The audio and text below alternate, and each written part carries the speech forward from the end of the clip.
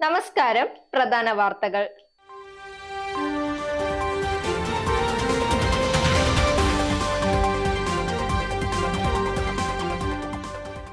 തൃശൂരിൽ നിയന്ത്രണം വിട്ട കാർ കടയിലേക്ക് ഇടിച്ചു കയറി, ഒരു മരണം. പലസ്തീൻ ഐക്യദാർഢ്യവുമായി KGOA-യുടെ സംസ്ഥാന സമ്മേളനം. 2020 ലോകകപ്പ് ഇന്ത്യയുടെ ബാറ്റിംഗ് ലൈനപ്പിൽ മാറ്റമുണ്ടായേക്കാം, സൂചന നൽകി രോഹിത് ശർമ്മ.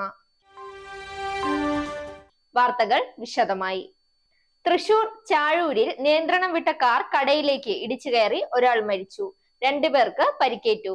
പശുവിൻ സ്വദേശി വേളൂക്കര വീട്ടിൽ 60 വയസ്സുള്ള ഗോപിയാണ് മരിച്ചത്. രാവിലെ 6 മണിയോടെ ചാഴൂർ തെക്കേ ആലിന് സമീപമായിരുന്നു അപകടം. പലസ്തീന് ഐക്യദാർഢ്യം അറിയിച്ച് KGOA-യുടെ 58ാം സംസ്ഥാന സമ്മേളനം.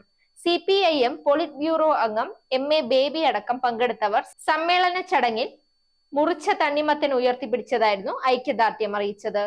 C കേശവൻ സ്മാരക ടൗൺ ഹാളിൽ ആരംഭിച്ച സമ്മേളനത്തിൽ പ്രസിഡന്റ് ഡോക്ടർ MA നാസർ പതാക ഉയർത്തി.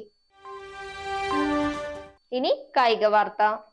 2020 ലോകകപ്പിൽ ഇന്ത്യയുടെ ബാറ്റിംഗിലെ ആളുകളിൽ മാറ്റമുണ്ടായേക്കാമെന്ന് സൂചന നൽകി രോഹിത് ശർമ്മ.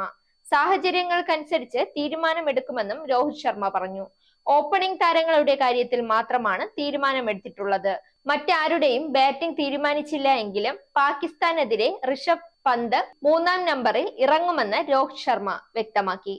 വാർത്തകൾ അവസാനിക്കുന്നു. നേരിന്റെ വാർത്തകൾ നിങ്ങളുടെ വിരൽത്തുമ്പിലെത്താനായി സാക് ന്യൂസ് ചാനൽ സബ്സ്ക്രൈബ് ചെയ്തും ഷെയർ ചെയ്തും ഒരു ശരിയായ മാധ്യമ നിലപാടിന് നിൽക്കാൻ ഞങ്ങൾ നിങ്ങളെ ക്ഷണിക്കുന്നു.